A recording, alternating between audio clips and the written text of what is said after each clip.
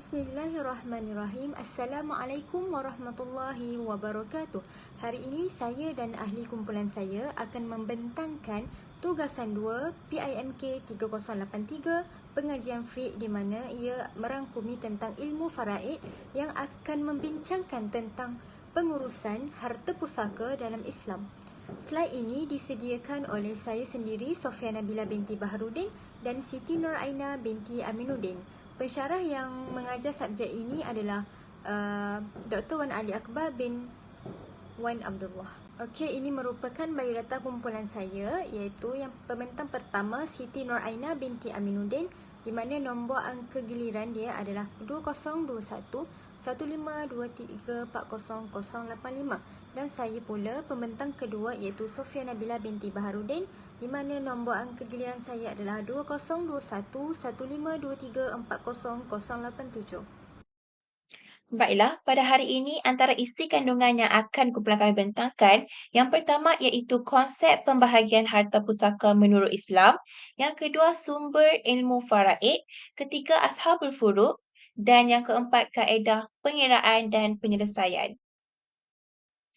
Mari kita lihat pada konsep pembahagian harta pusaka menurut Islam terlebih dahulu. Menurut Kamus Dewan 2005, harta pusaka bermaksud harta warisan, iaitu harta sepeninggalan si mati. Dan menurut Imam Ramli, iaitu merupakan ulama daripada mazhab Syafi'i, di dalam kitab Nihayah Al-Muhtaj, harta pusaka ialah apa-apa yang ditinggalkan untuk orang kemudian daripadanya sesuatu hak. Menurut Majlis Agama Islam Selangor 2021 pula, harta pusaka bermaksud segala apa yang menjadi kepunyaan si mati di masa hidupnya, kemudian ditinggalkan untuk waris-warisnya sama ada harta benda, hak-hak dan apa yang termasuk dalam miliknya setelah dia mati. Dan menurut Seksyen 2 Enactment, Wasiat Orang Islam Selangor 1999, harta pusaka termasuk harta alih dan tidak alih ialah apa-apa manfaat dalam harta alih atau tak alih, hak, hak milik, tuntutan, hak dalam tindakan, sama ada pada masa sekarang atau pada masa hadapan atau yang selainnya yang mempunyai nilai menurut hukum syarak. Sekarang kita lihat kepada istilah ilmu faraid, di mana harta pusaka dikenali sebagai at-tarikah. Dalam mazhab Hanafi pula mendefinisikan at-tarikah sebagai segala harta dan hak-hak kebendaan yang menjadi milik si mati. Harta tersebut termasuklah harta alih dan harta tak alih serta hutang-hutang yang belum dijelaskan oleh orang lain kepada si mati. Okey, baiklah. Apakah hukum pembahagian harta pusaka ni dalam Islam? Hukum dia adalah wajib untuk ditunaikan dan merupakan fardu kifayah kepada seluruh umat Islam. Okey, pembahagian harta pusaka ini sangat-sangatlah dituntut dalam Islam supaya tidak berlakunya pertelingkahan dalam kaum keluarga dan kita dapat bahagikan harta itu secara adil dan mengikut syariat Islam. Okey, oleh itu hukum wajib itu dapat disokong melalui dalil pensyariatan Al-Quran dari surah An-Nisa ayat yang ke-7. A'udzubillahi minasyaitonirrajim. Bismillahirrahmanirrahim. للرجال نصيب مما ترك الوالدان والأقربون وللنساء نصيب مما ترك الوالدان والأقربون مما قل منه أو كثر نصيبا مفروضا. Sadaqallahul Azim. Yang bermaksud, bagi lelaki ada bahagian daripada harta peninggalan kedua orang tua dan kerabatnya, dan bagi perempuan juga ada bahagian daripada harta peninggalan kedua orang tua dan kerabatnya, sedikit atau banyak mengikut bahagian yang telah ditetapkan. Oleh itu dapat kita lihat bahawa dalil pensyariatan ini juga telah Allah telah memfirmankan kepada kita dan Allah telah menegaskan kepada kita bahawa harta peninggalan itu telah dibahagikan mengikut syarat-syarat Islam, iaitu dapat dibahagikan kepada anak-anak si mati atau kaum kerabat si mati, sama ada lelaki dan juga perempuan. Seterusnya, dalil yang kedua ini Allah telah menegaskan dan mengfirmankan kepada kita tentang pembahagian harta pusaka mengikut kadar-kadar yang tertentu.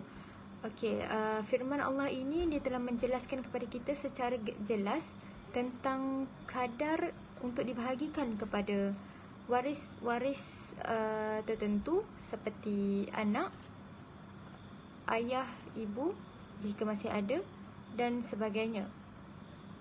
Oleh itu, mari kita lihat dalil pensyariatan ini serta maksudnya. A'udzubillahi minasyaitonirrajim. Bismillahirrahmanirrahim. Yusikumullahu fi auladikum lizzakari mislu hazzil unsayain.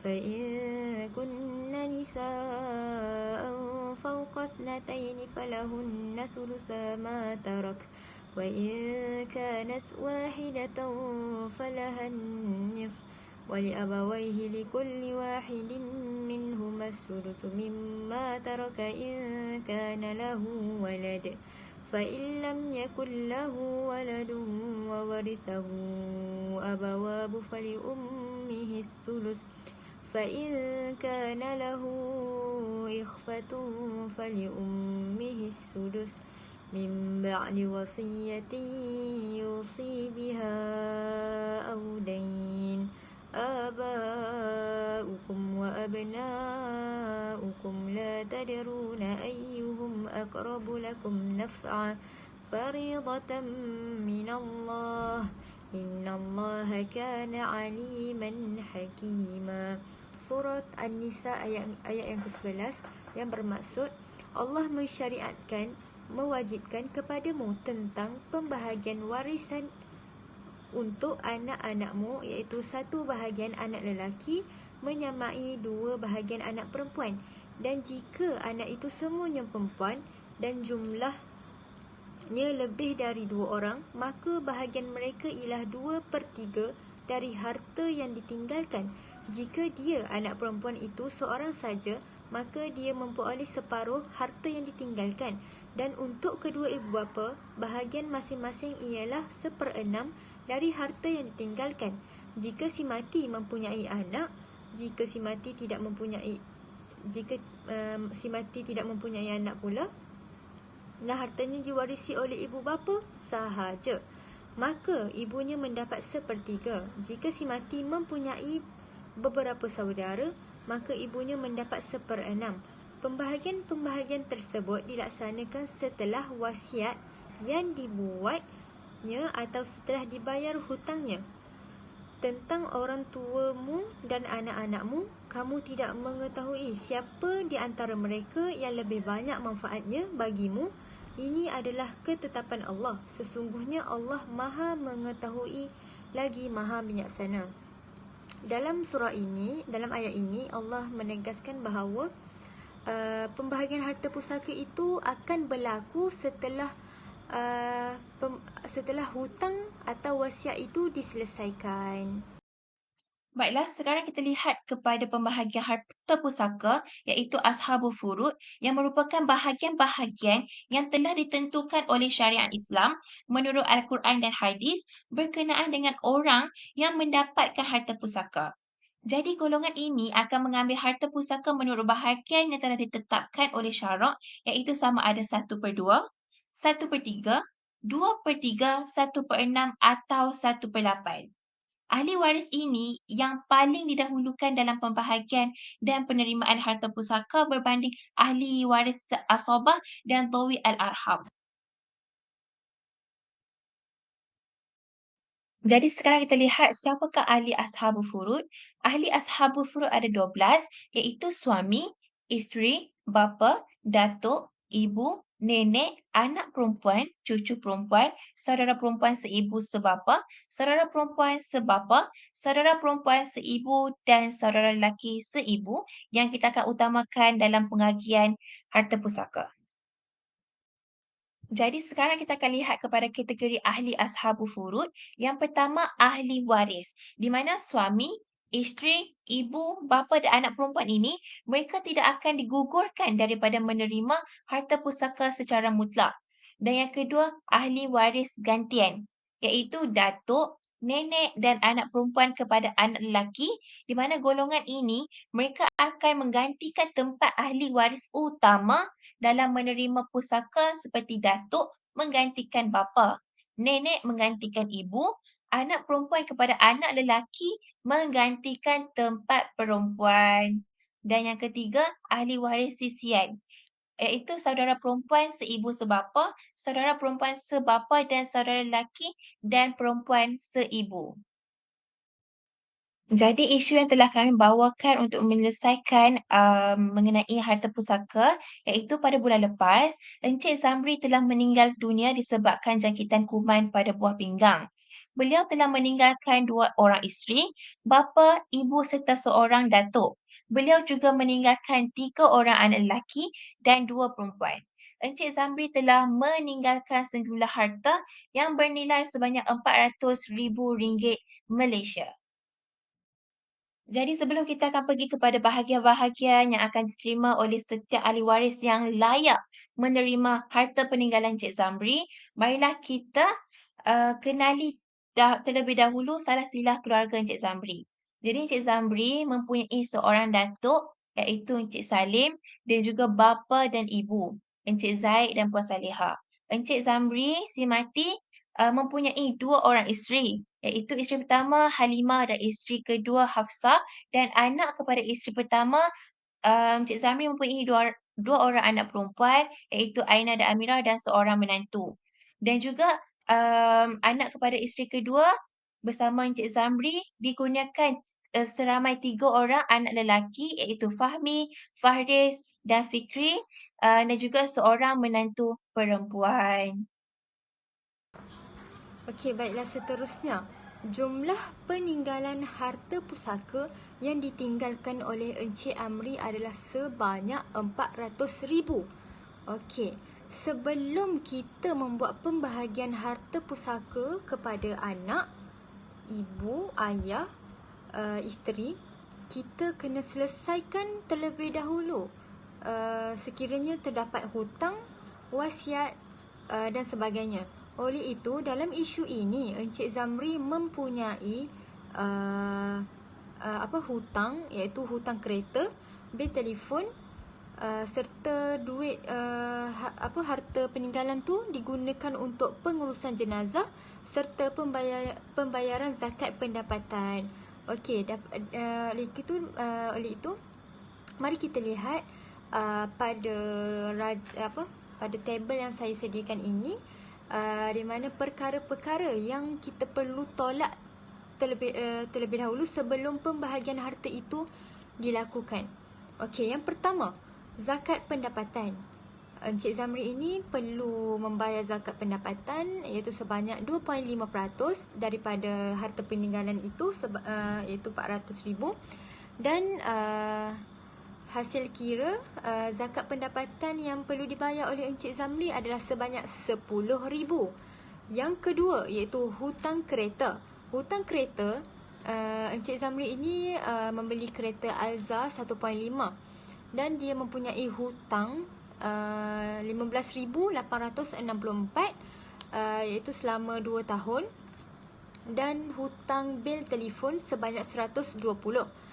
Dan yang terakhir, harta peninggalan dia tu digunakan untuk pengurusan jenazah beliau sebanyak 900, di mana upah mandi jenazah sebanyak 150, kain kafan sebanyak 150, pengurusan kubur sebanyak 400, talqin atau tahlil sebanyak 50, dan van jenazah sebanyak 150.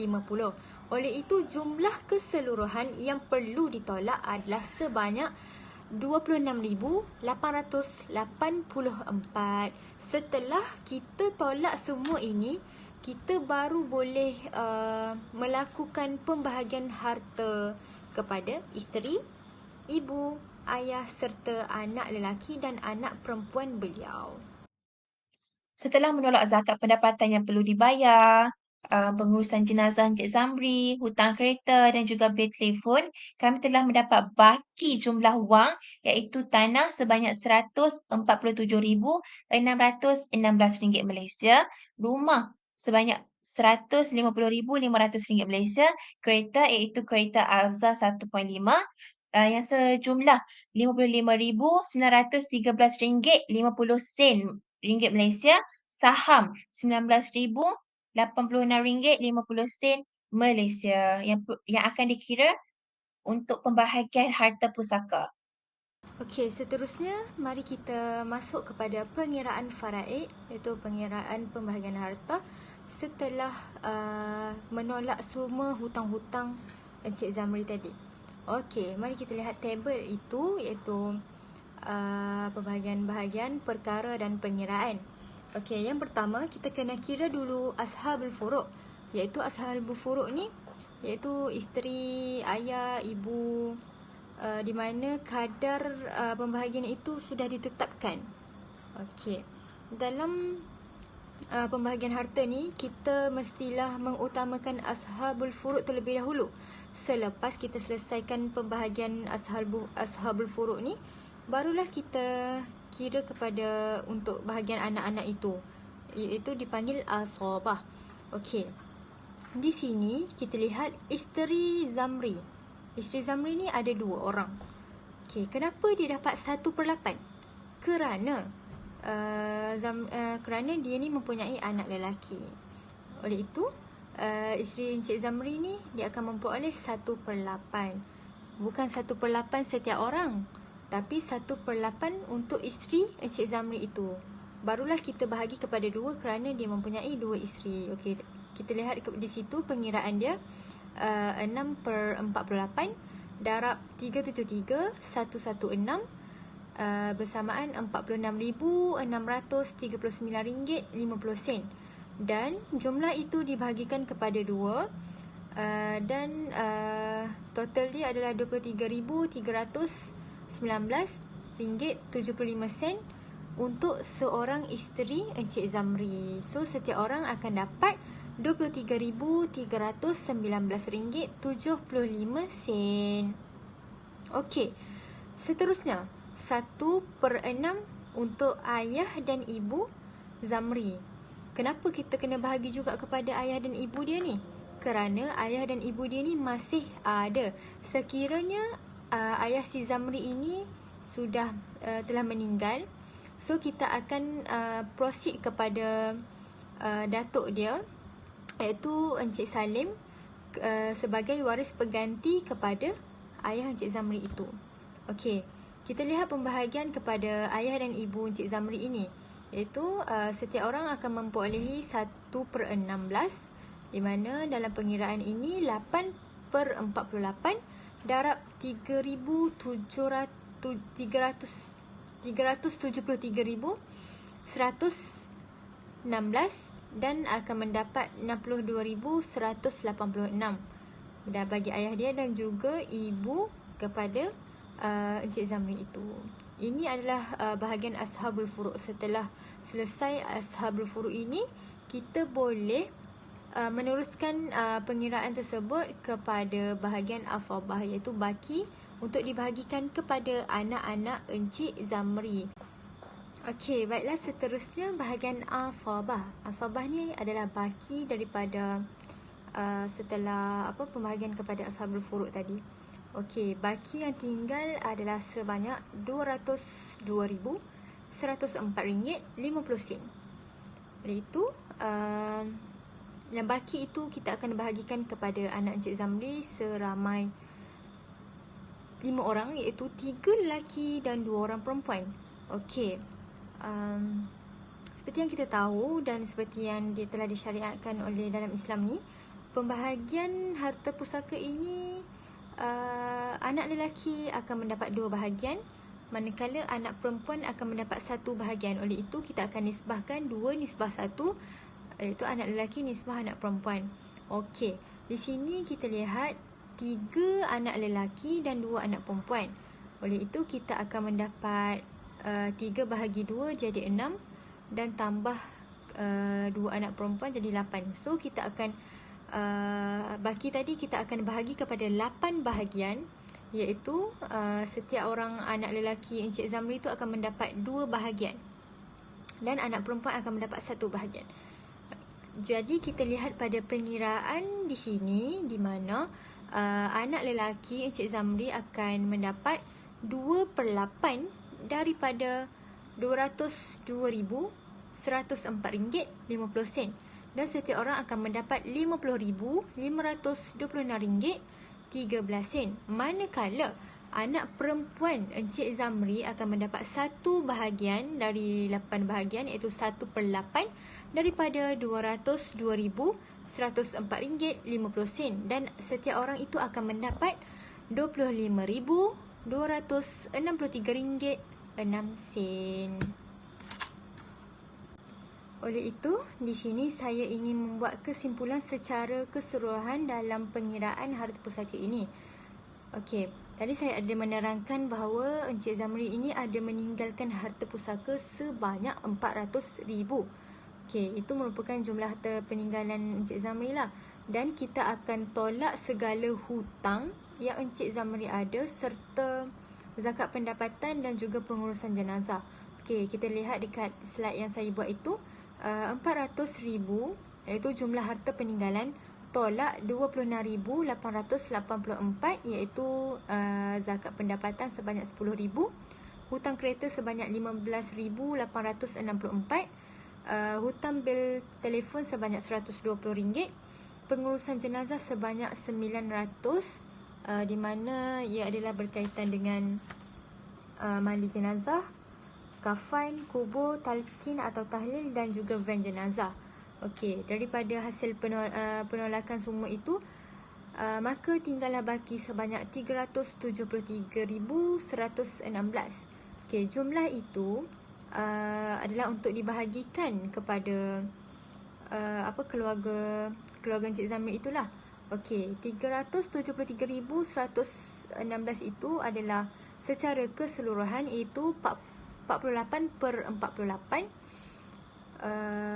Jadi kita kena tolak ashabul furud dahulu untuk mendapatkan asabah. Asabah itu adalah baki untuk dibahagikan kepada anak-anak Encik Zamri tersebut. Okey, jumlah ashabul furud tadi adalah sebanyak 171,011 ringgit 50 sen. Itu adalah jumlah ashabul furud yang dibahagikan kepada isteri Encik Zamri dan juga ayah dan ibu beliau.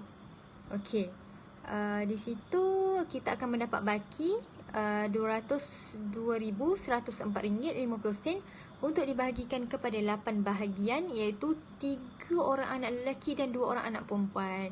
Okey, di sini kita dapat lihat pada slide yang saya buat itu, saya telah jelaskan di situ bahawa setiap anak lelaki dan anak perempuan Encik Zamri itu akan mendapat RM50,526.13 bagi anak lelaki dan RM25,263.06 bagi anak perempuan. Jadi jelas kita lihat di situ bahawa anak lelaki Encik Zamri ni akan mendapat 2 bahagian daripada asabah itu, manakala anak perempuan itu akan mendapat 1 bahagian sahaja. Okey, ini merupakan rujukan yang kumpulan saya buat dan kumpulan saya rujuk untuk mendapatkan jawapanlah daripada pengiraan-pengiraan harta pusaka ini. Itu sahaja dari kumpulan kami. Sekian, terima kasih. Assalamualaikum.